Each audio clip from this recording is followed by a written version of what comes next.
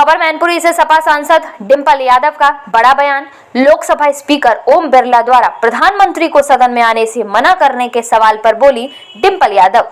राज्यसभा में प्रधानमंत्री को बोलने से रोका गया और विपक्ष द्वारा वॉकआउट किए जाने पर बोली डिंपल यादव।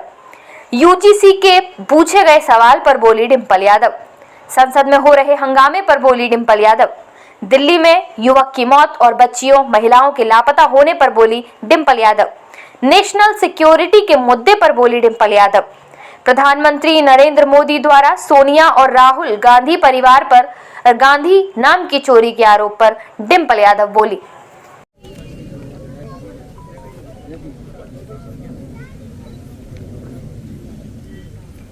संसद में सभी सांसद बड़ी तैयारी के साथ आते हैं। वे इंतजार करते हैं कि संसद सत्र कब चलेगा, जिससे कि वह कई अहम मुद्दों में बात कर सके। लेकिन जिस तरह का रवैया भारतीय जनता पार्टी का रहा है और लगातार रहा है, पहले तो माइक ऑफ करने का रवैया था, अब संसद में सांसदों को बात ही नहीं रखने दिया जा रहा है। और वहीं भारतीय जनता पार्टी के सांसद कुछ भी बोले तो उनके स्पीकर्स कभी ऑफ नहीं करेंगे। जिस तरह की अभद्र टिप्पणी, जिस तरह के अभद्र शब्दों का प्रयोग भारतीय जनता पार्टी के सांसद करते हैं, मुझे नहीं लगता है कि कोई भी और पार्टी के सांसद इस तरह की भाषा का प्रयोग करते हैं।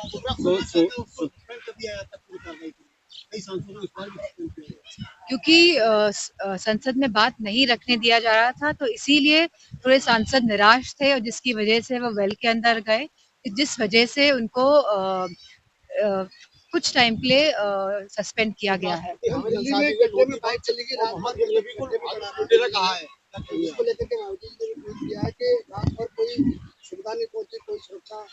ये लगातार उत्तर प्रदेश में देखने को मिला है। और दिल्ली की घटना की बात बता रहे, कहाँ पड़ा रहा? दिल्ली में एक सिविलाइजेशन के गड्ढे में यहाँ जो मोटरसाइकिल से गिर गए थे, और जो तो बड़ी दुखद घटना है। और दिल्ली में क्योंकि भारतीय जनता पार्टी की सरकार है, उसी के साथ दिल्ली में एक जो नया मुद्दा सामने आ रहा है कि बहुत लोग और खास तौर से बच्चियां लापता हो रही हैं।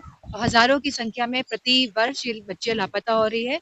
और जो वहाँ के जो पुलिस है वो कह रही है कि ऐसी कोई भी खबर उनके तक नहीं पहुंची है। लोग अफवाह फैलाना चाहते हैं। जब पुलिस और प्रशासन ये मानेगा ही नहीं कि इन दिक्कतों का सामना जनता कर रही है, कि वहाँ उनके बच्चे गायब हो रहे हैं, तो पता क्या क्या कार्रवाई करेंगे ये लोग।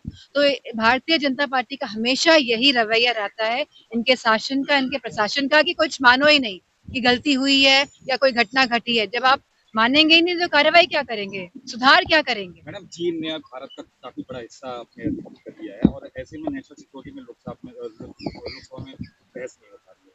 एलओपी इसी संदर्भ में बात करना चाह रहे हैं। और क्या कारण है कि सरकार नेशनल सिक्योरिटी के मुद्दे से बच रही है और खासतौर से चीन लगातार सरकार नेशनल सिक्योरिटी के मुद्दे से बच रही है। अब हम इसलिए कहते हैं क्योंकि पहलगाम जैसी घटना हो गई। किसकी सरकार थी? भारतीय जनता पार्टी की। पुलवामा वाली घटना, इतनी बड़ी घटना, आज तक देश के इतिहास में इतनी बड़ी घटना नहीं घटी है। तो किसकी जिम्मेदारी थी? भारतीय जनता पार्टी की। और सारी इंटेलिजेंस एजेंसीज क्यों फेलियर हो गया? और क्या कार्रवाई करी है भारतीय जनता पार्टी ने? तो कोई भी जवाब अगर आप इन लोगों से पूछेंगे, भारतीय जनता पार्टी से पूछेंगे या सरकार से पूछेंगे, तो सरकार जवाबदेही है ही नहीं। सरकार कोई जिम्मेदारी लेने को तैयार ही नहीं है। एक आखिरी सवाल मैडम, सोनिया और राहुल परिवार को मोदी जी ने कटाक्ष किया है कि उनके सरनेम पे गांधी परिवार कैसे जोड़ दिया, क्यों नेहरू खानदान से आते हैं? इस तरह की मैं नहीं समझती हूँ कि राजनीति में इस तरह की बातें बोलनी चाहिए। और जिस तरह अगर हम जानते हैं कि बनारस में जो इतनी बड़ी घटना हो गई, जहाँ अहिल्याबाई होलकर जी की प्रतिमा को तोड़ दिया गया, खंडित किया गया, वहां पे जो शिव का मंदिर था उसको खंडित किया गया। और वो क्यों किया गया? क्योंकि वहां पे कोई होटल बनना है। जो मुख्यमंत्री के कोई करीबी बाबा हैं, उनका होटल बनने के लिए प्रतिमा को खंडित किया गया। तो प्रश्न तो ये होना चाहिए कि आखिर अहिल्याबाई होलकर जी की प्रतिमा को खंडित क्यों किया गया, जिनका योगदान कोई भी भारतीय भूल नहीं सकता है, जिन्होंने मणिकर्णिका घाट को बनाया, उस घाट को क्यों ध्वस्त किया गया आखिरकार? क्या लगता है मूलभूत जहाँ यह सरकार बात करती है कि संस्कृत की कल्चरल साइट्स को, जो हमारी जो हेरिटेज साइट्स है, उनको संरक्षण करेंगी, उनका बेहतर करेंगी, लेकिन वो तोड़ने का काम कर रही है। कॉरिडोर के नाम पे, संरक्षण के नाम पे सरकार ने बनारस के न जाने कितने मंदिरों को खंडित किया है, तोड़ा है, और अहिल्याबाई होलकर जी की प्रतिमा को भी खंडित किया है।